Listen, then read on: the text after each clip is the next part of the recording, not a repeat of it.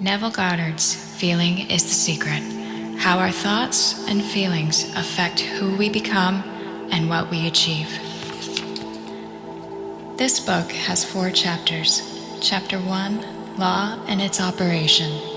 Chapter 2, Feeling is the Secret, Sleep. Chapter 3, Feeling is the Secret, Prayer. And Chapter 4, Feeling is the Secret, Spirit, Feeling. Forward. This book is concerned with the art of realizing your desire. It gives you an account of the mechanism used in the production of the visible world. It is a small book, but not slight. There is a treasure in it, a clearly defined road to the realization of your dreams. Were it possible to carry conviction to another by means of reasoned arguments and detailed instances, this book would be many times its size. It is seldom possible, however, to do so by means of written statements or arguments, since to the suspended judgment it always seems plausible to say that the author was dishonest or deluded, and therefore his evidence was tainted. Consequently, I have purposely omitted all arguments and testimonials, and simply challenge the open-minded reader to practice the law of consciousness as revealed in this book. Personal success will prove far more convincing than all the books that could be written on the subject. Chapter 1, Law and Its Operation. The world, and all within it, is man's conditioned consciousness objectified. Consciousness is the cause as well as the substance of the entire world, so it is to consciousness that we must turn if we would discover the secret of creation. Knowledge of the law of consciousness and the method of operating this law will enable you to accomplish all you desire in life. Armed with a working knowledge of this law, you can build and maintain an ideal world. Consciousness is the one and only reality, not figuratively, but actually. This reality may, for the sake of clarity, be likened unto a stream which is divided into 2 parts, the conscious and the subconscious. In order to intelligently operate the law of consciousness, it is necessary to understand the relationship between the conscious and the subconscious. The conscious is personal and selective. The subconscious is impersonal and non-selective. The conscious is the realm of effect. The subconscious is the realm of cause. These 2 aspects are the male and female divisions of consciousness. The conscious is male, the subconscious is female. The conscious generates ideas and impresses these ideas on the subconscious. The subconscious receives ideas and gives form and expression to them. By this law, first conceiving an idea and then impressing the idea conceived on the subconscious, all things evolve out of consciousness. And without this sequence, there is not anything made that is made. The conscious impresses the subconscious, while the subconscious expresses all that is impressed upon it. The subconscious does not originate ideas, but accepts as true those which the conscious mind feels to be true, and, in a way known only to itself, objectifies the accepted ideas. Therefore, through his power to imagine and feel, and his freedom to choose the idea he will entertain, man has control over creation. Control of the subconscious is accomplished through control of your ideas and feelings. The mechanism of creation is hidden in the very depth of the subconscious, the female aspect or womb of creation. The subconscious transcends reason and is independent of induction. It contemplates a feeling as a fact existing within itself, and on this assumption, proceeds to give expression to it. The creative process begins with an idea, and its cycle runs its course as a feeling and ends in a volition to act. Ideas are impressed on the subconscious through the medium of feeling. No idea can be impressed on the subconscious until it is felt. But once felt, be it good, bad, or indifferent, it must be expressed. Feeling is the one and only medium through which ideas are conveyed to the subconscious. Therefore, the man who does not control his feeling may easily impress the subconscious with undesirable states. By control of feeling is not meant restraint or suppression of your feeling, but rather the disciplining of self to imagine and entertain only such feeling as contributes to your happiness. Control of your feeling is all important to a full and happy life. Never entertain an undesirable feeling, nor think sympathetically about wrong in any shape or form. Do not dwell on the imperfection of yourself or others. To do so is to impress the subconscious with these limitations. What you do not want done unto you, do not feel that it is done unto you or another. This is the whole law of a full and happy life. Everything else is commentary. Every feeling makes a subconscious impression, and unless it is counteracted by a more powerful feeling of an opposite nature, must be expressed. The dominant of two feelings is the one expressed. I am healthy is a stronger feeling than I will be healthy. To feel I will be is to confess I am not. I am is stronger than I am not. What you feel you are always dominates what you feel you would like to be. Therefore, to be realized, the wish must be felt as a state that is, rather than a state that is not. Sensation precedes manifestation, and is the foundation upon which all manifestation rests. Be careful of your moods and feelings, for there is an unbroken connection between your feelings and your visible world. Your body is an emotional filter and bears the unmistakable marks of your prevalent emotions. Emotional disturbances, especially suppressed emotions, are the causes of all disease. To feel intensely about a wrong without voicing or expressing that feeling is the beginning of disease. Dis-ease, in both body and environment. Do not entertain the feeling of regret or failure, for frustration or detachment from your objective result is disease. Think feelingly only of the state you desire to realize. Feeling the reality of the state sought and living and acting on that conviction is the way of all seeming miracles. All changes of expression are brought about through a change of feeling. A change of feeling is a change of destiny. All creation occurs in the domain of the subconscious. What you must acquire, then, is a reflective control of the operation of the subconscious, that is, control of your ideas and feelings. Chance or accident is not responsible for the things that happen to you, nor is predestined fate the author of your fortune or misfortune. Your subconscious impressions determine the conditions of your world. The subconscious is not selective. It is impersonal and no respecter of persons.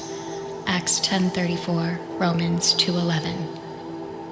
The subconscious is not concerned with the truth or falsity of your feeling. It always accepts as true that which you feel to be true.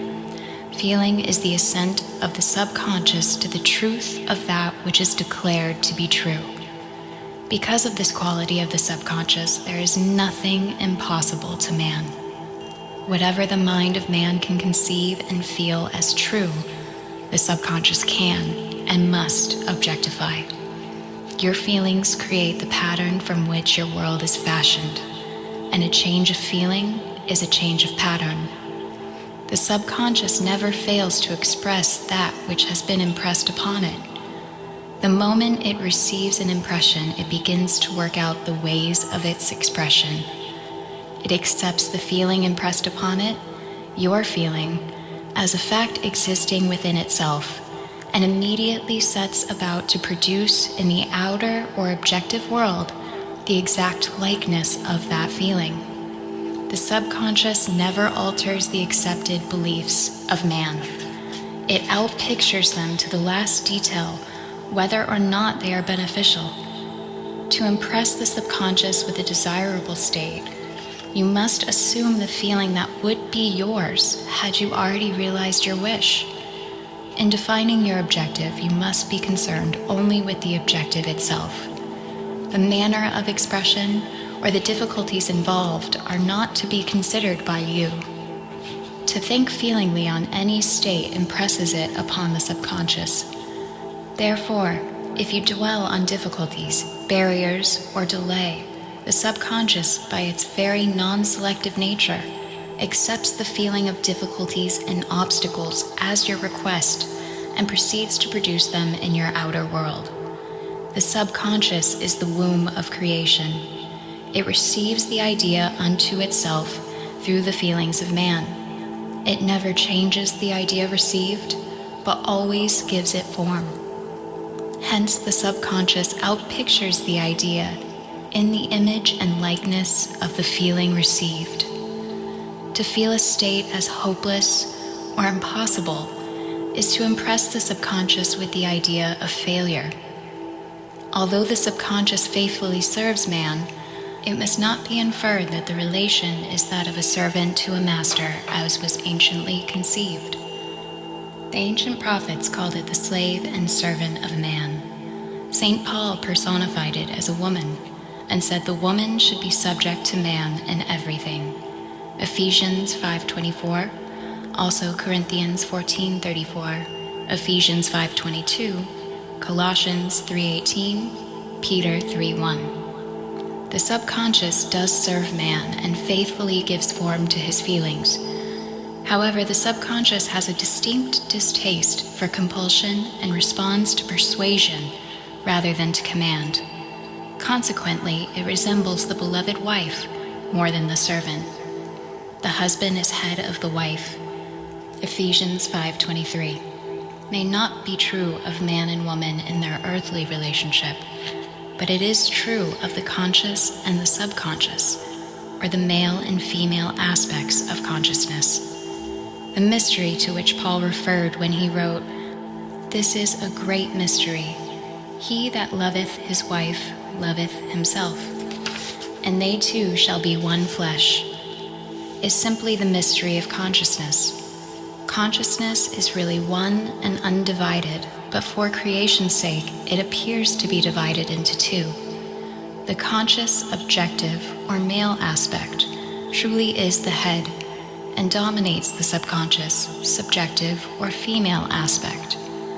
However, this leadership is not that of the tyrant, but of the lover.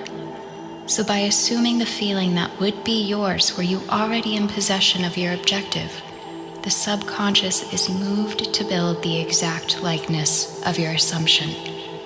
Your desires are not subconsciously accepted until you assume the feeling of their reality. For only through feeling is an idea subconsciously accepted, and only through this subconscious acceptance is it ever expressed. It is easier to ascribe your feeling to events in the world than to admit that the conditions of the world reflect your feeling. However, it is eternally true that the outside mirrors the inside. As within, so without. As above, so below. As below, so above. As within, so without. As without, so within. Correspondence, the second of the 7 principles of Hermes, I have no idea how to say this, Trismegistus. A man can receive nothing unless it is given him from heaven, John 3:27, and the kingdom of heaven is within you, Luke 17:21. Nothing comes from without. All things come from within, from the subconscious. It is impossible for you to see other than the contents of your consciousness. Your world in its every detail is your consciousness objectified. Objective states bear witness of subconscious impressions. A change of impression results in a change of expression. The subconscious accepts as true that which you feel as true. And because creation is the result of subconscious impressions, you, by your feeling, determine creation.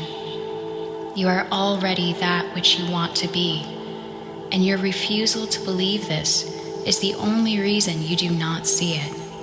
To seek on the outside for that which you do not feel you are is to seek in vain, for we never find that which we want. We find only that which we are.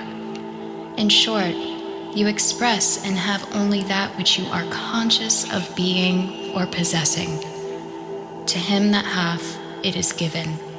Matthew 13:12, 25:29, Mark 4:25, Luke 8:18, and 19:26. Denying the evidence of the senses and appropriating the feeling of the wish fulfilled is the way to the realization of your desire. Mastery of self-control of your thoughts and feelings is your highest achievement. However, until perfect self-control is attained, so that, in spite of appearances, you feel all that you want to feel, use sleep and prayer to aid you in realizing your desired states. These are the two gateways into the subconscious. Chapter 2. Feeling is the secret. Sleep. Sleep, the life that occupies 1/3 of our stay on earth, is the natural door into the subconscious. So it is with sleep that we are now concerned. The conscious 2/3 of our life on earth is measured by the degree of attention we give sleep.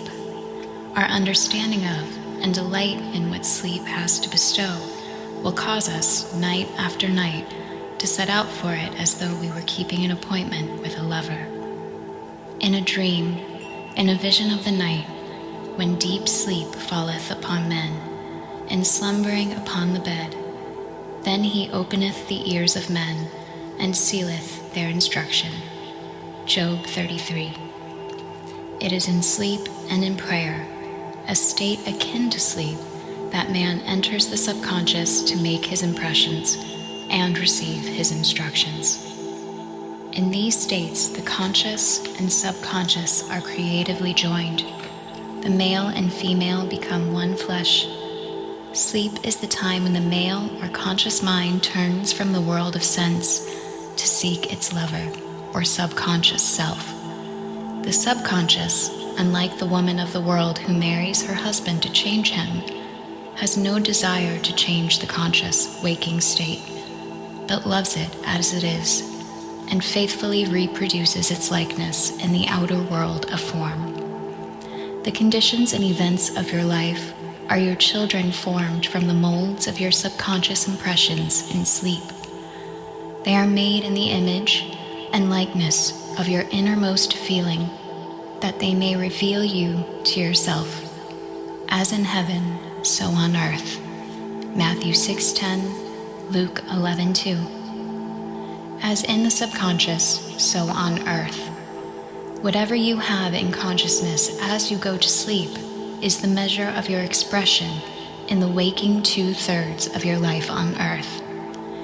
Nothing stops you from realizing your objective, save your failure to feel that you are already that which you wish to be, or that you are already in possession of the thing you sought. Your subconscious gives form to your desires only when you feel your wish fulfilled.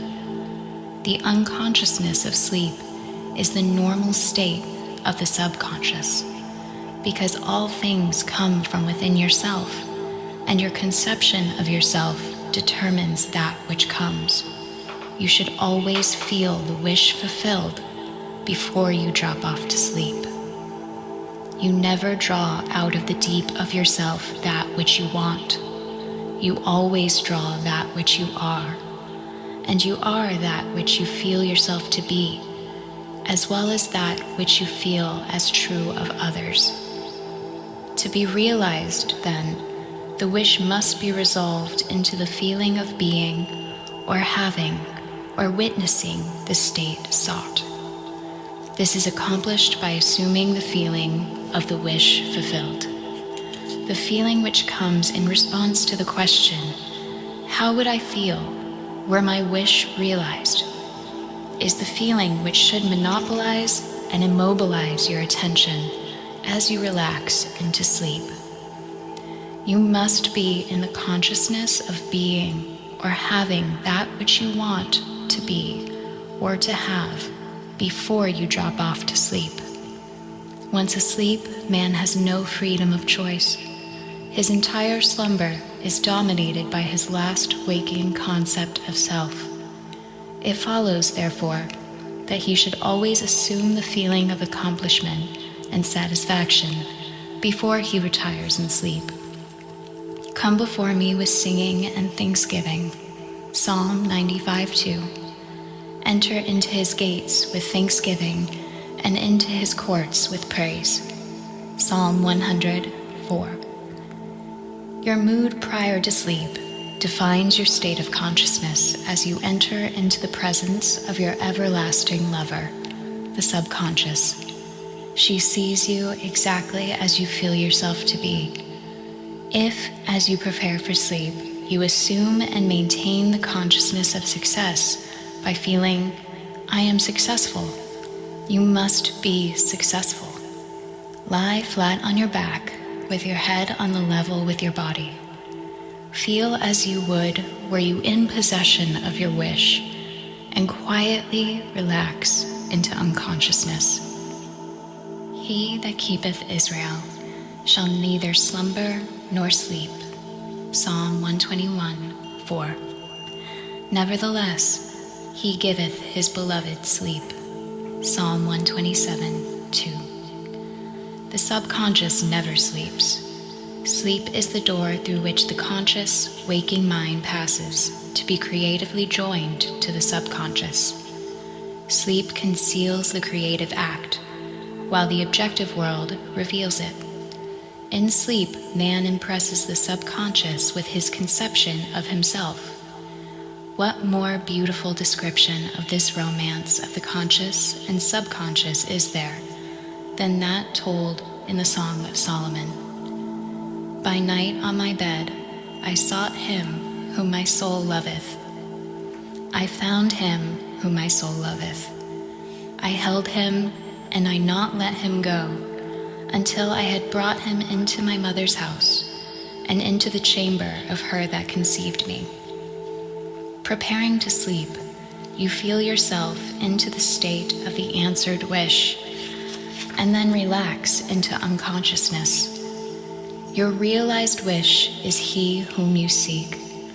By night, on your bed, you seek the feeling of the wish fulfilled that you may take it with you into the chamber of her that conceived you, into sleep or the subconscious which gave you form, that this wish also may be given expression.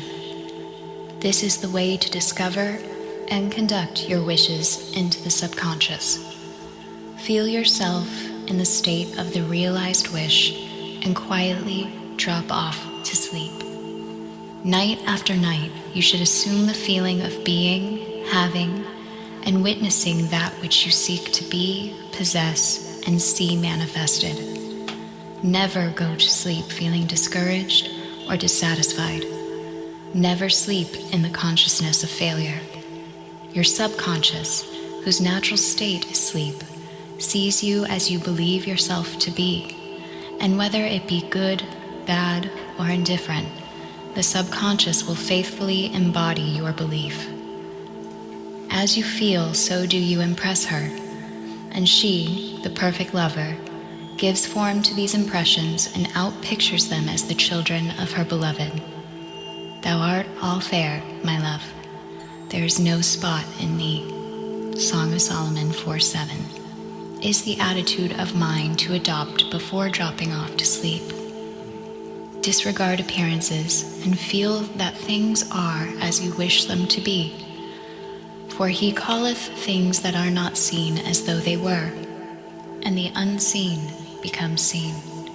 Approximately Romans 4:17. To assume the feeling of satisfaction is to call conditions into being which will mirror satisfaction. Signs follow, they do not precede. Proof that you are will follow the consciousness that you are. It will not precede it. You are an eternal dreamer, dreaming non-eternal dreams. Your dreams take form as you assume the feeling of their reality. Do not limit yourself to the past. Knowing that nothing is impossible to consciousness, begin to imagine states beyond the experiences of the past. Whatever the mind of man can imagine, man can realize. All objective, visible states were first subjective, invisible states, and you called them into visible by assuming the feeling of their reality. The creative process is first imagining and then believing the state imagined. Always imagine and expect the best. The world cannot change until you change your conception of it. As within, so without. Nations, as well as people, are only what you believe them to be. No matter what the problem is, no matter where it is, no matter whom it concerns, you have no one to change but yourself, and you have neither opponent nor helper in bringing about the change within yourself. You have nothing to do but convince yourself of the truth of that which you desire to see manifested. As soon as you succeed in convincing yourself of the reality of the state sought, results follow to confirm your fixed belief. You never suggest to another the state which you desire to see him express.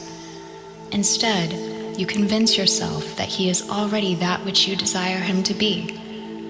Realization of your wish is accomplished by assuming the feeling of the wish fulfilled. You cannot fail unless you fail to convince yourself of the reality of your wish. A change of belief is confirmed by a change of expression. Every night as you drop off to sleep, feel satisfied and spotless, for your subjective lover always forms the objective world in the image and likeness of your conception of it, the conception defined by your feeling. The waking 2/3 of your life on earth ever corroborates or bears witness to your subconscious impressions. The actions and events of the day are effects. They are not causes. Free will is only freedom of choice. Choose ye this day whom ye shall serve. Joshua 24:15 is your freedom to choose the kind of mood you assume, but the expression of the mood is the secret of the subconscious. The subconscious receives impressions only through the feelings of man, and in a way known only to itself, gives these impressions form and expression. The actions of man are determined by his subconscious impressions. His illusion of free will, his belief in freedom of action, is but ignorance of the causes which make him act. He thinks himself free because he has forgotten the link between himself and the event. Man awake is under compulsion to express his subconscious impressions. If in the past he unwisely impressed himself, then let him begin to change his thought and feeling, for only as he does so will he change his world. Do not waste one moment in regret, for to think feelingly of the mistakes of the past is to reinfect yourself. Let the dead bury the dead. Matthew 8:22, Luke 9:60. Turn from appearances and assume the feeling that would be yours were you already the one you wish to be.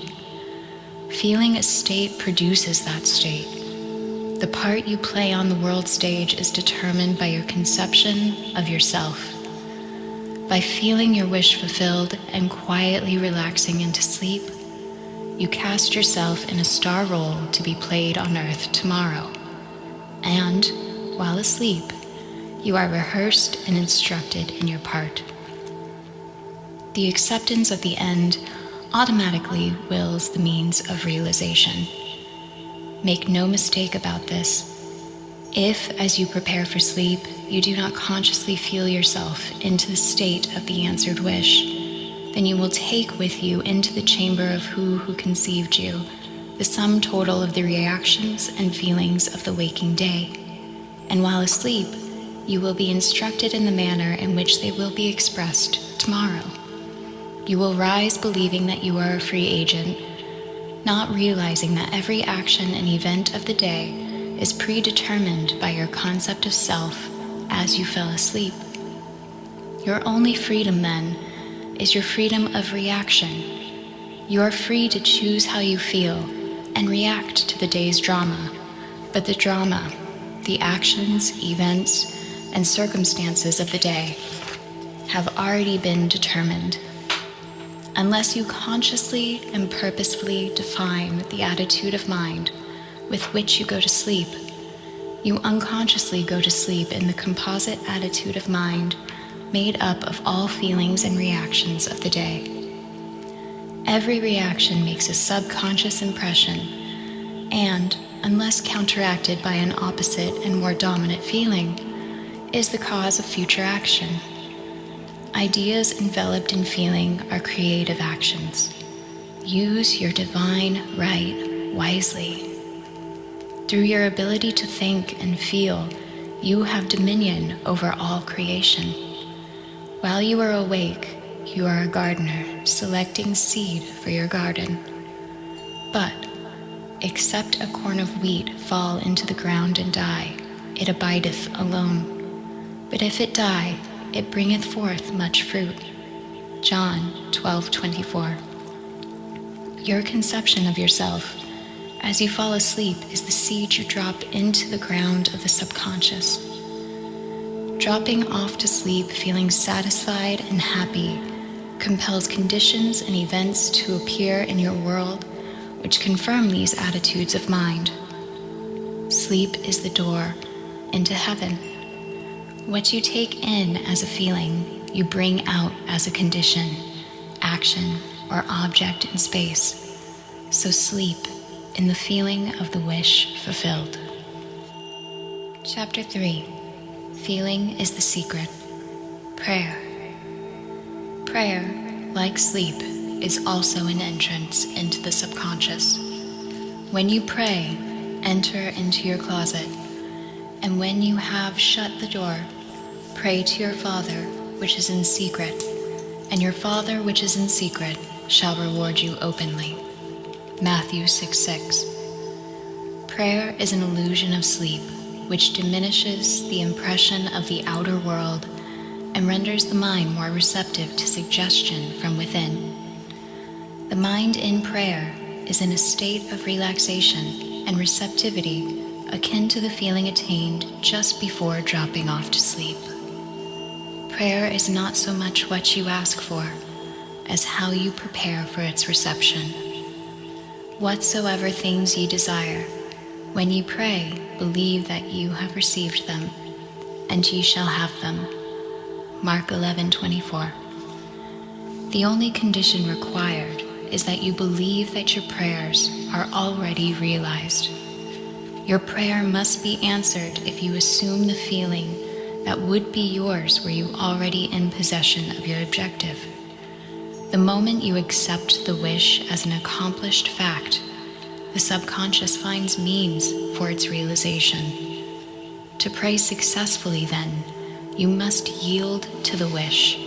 That is, feel the wish fulfilled. The perfectly disciplined man is always in tune with the wish as an accomplished fact.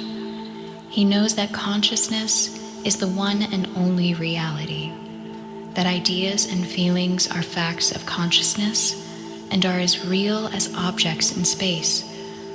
Therefore, he never entertains a feeling which does not contribute to his happiness, for feelings are the causes of the actions and circumstances of life.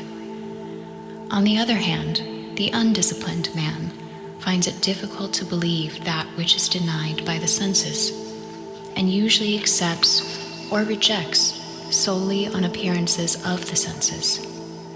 Because of this tendency to rely on the evidence of the senses, it is necessary to shut them out before starting to pray, before attempting to feel that which they deny. Whenever you are in that state of mind, I should like to, but I cannot, the harder you try, the less you are able to yield to the wish. You never attract that which you want, but always attract that which you are conscious of being. Prayer is the art of assuming the feeling of being and having that which you want.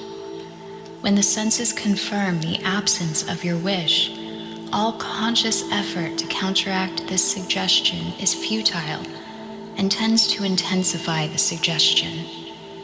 Prayer is the art of yielding to the wish and not the forcing of the wish. Whenever your feeling is in conflict with your wish, feeling will be the victor. The dominant feeling invariably expresses itself. Prayer must be without effort. In attempting to fix an attitude of mind which is denied by the senses, effort is fatal.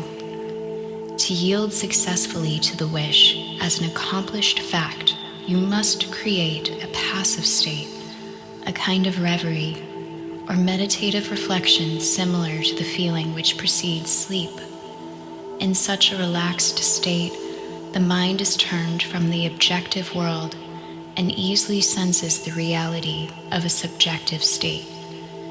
It is a state in which you are conscious and quite able to move or open your eyes, but have no desire to do so.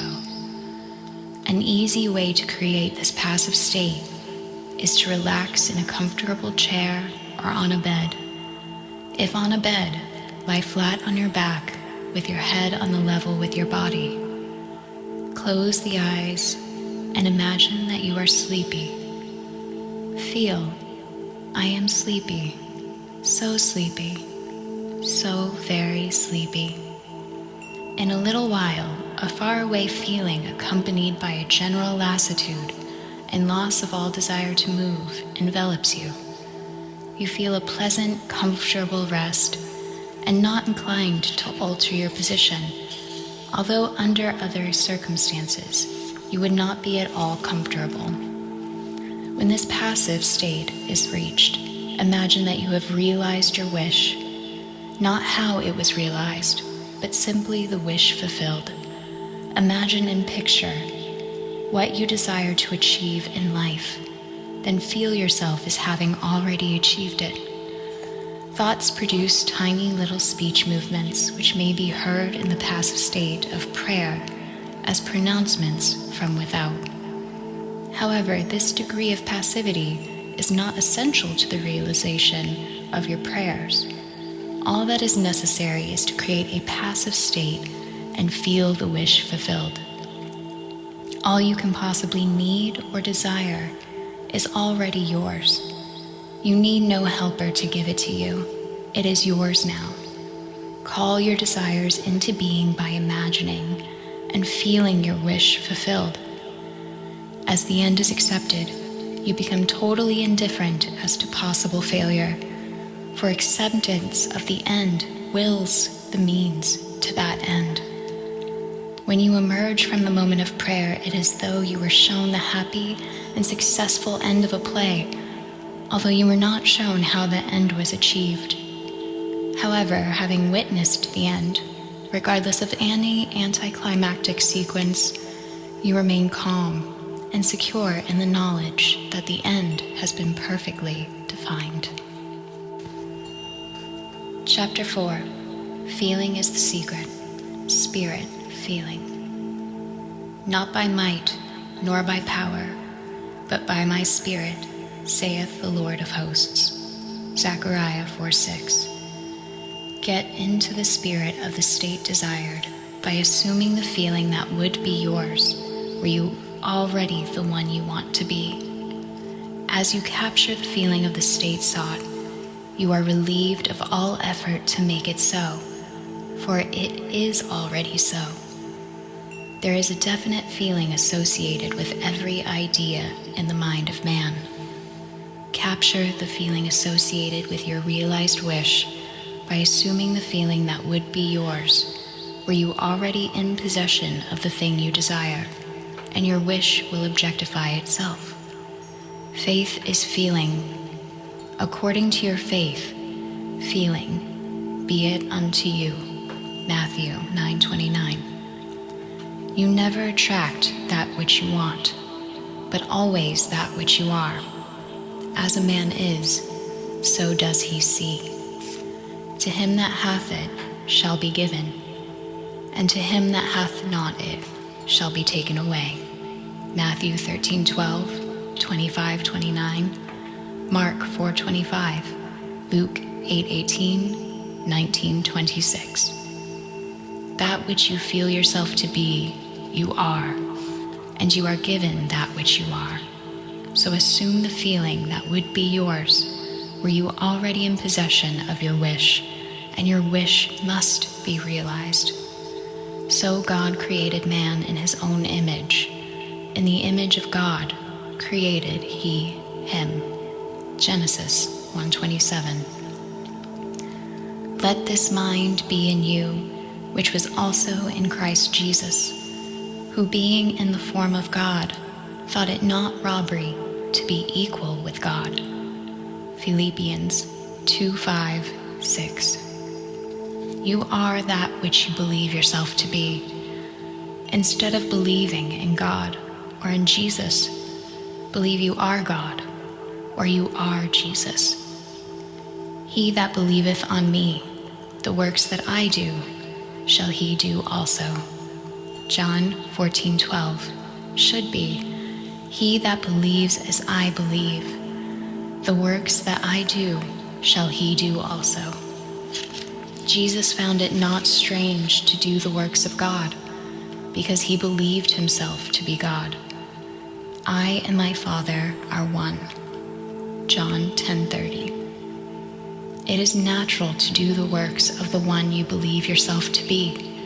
So live in the feeling of being the one you want to be, and that you shall be. When a man believes in the value of the advice given him and applies it, he establishes within himself the reality of success.